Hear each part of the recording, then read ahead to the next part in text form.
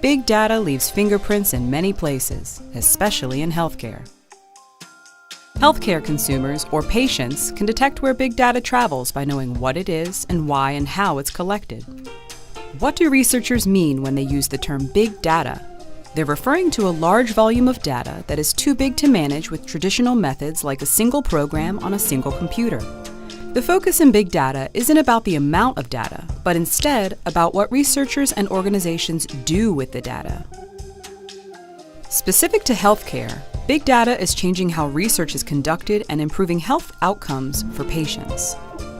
How do letters and numbers translate into better health for patients? Let's investigate. When a patient visits a healthcare office or clinic that has electronic record keeping, the patient data is entered into the patient's electronic health record during the visit. Patient data can also include subjective information like the healthcare provider's notes.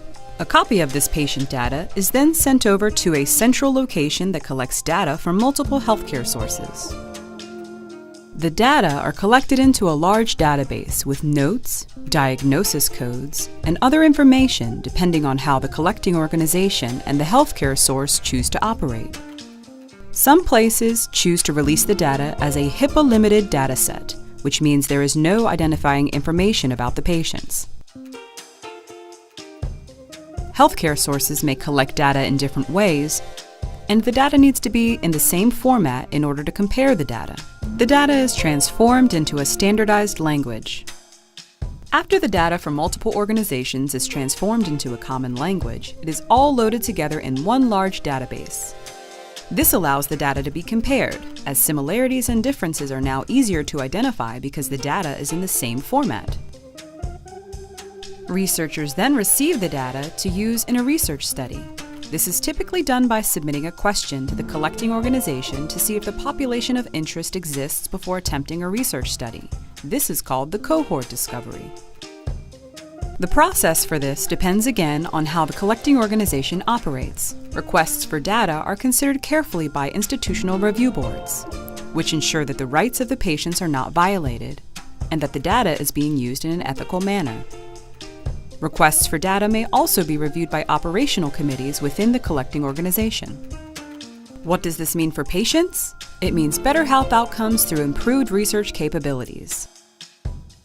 Specific to citizen scientists and funders, this cuts down on the need to review a proposal for a research study that may never see the light of day. If the cohort does not exist, the researcher may either adjust the population criteria or abandon the research question altogether. Knowing if the cohort exists can help streamline the process to prepare the research study, which in turn gets the study going and can help ensure that results and improved practices get to the public sooner. Physicians in the same health network or system typically have linked patient files, and those in different systems do not. Having data in a central place helps fill in gaps in patient medical records. Access to thousands of records with the same diagnosis codes, medication, or other similarities can help researchers accurately identify patient cohorts. Big data helps increase the power to detect smaller differences and to discover differences more rapidly. They also make it easier to study rare diseases because there are more cases in a bigger dataset. For example, Mr. Smith's primary care physician has him on medication Y to help control his high blood pressure. After fracturing his collarbone, Mr. Smith sees an orthopedic specialist who prescribes medication Z to help treat the ongoing pain while the fracture slowly heals. Because his primary care physician and the orthopedic specialist are in different health systems, there is no overlap of Mr. Smith's medical record. Luckily, both physician offices send patient data to ABC Data Warehouse, which recognizes that this is the same patient across the medical records from both offices, and the data is then merged into one record in the database. A researcher later requests data on male patients taking both medication Y and medication Z at the same time, because there is a suspected link between use of both medications and development of stomach ulcers. This turns out to be true, as shown in subsequent records from Mr. Smith's primary care visits, which have been added to the ABC database.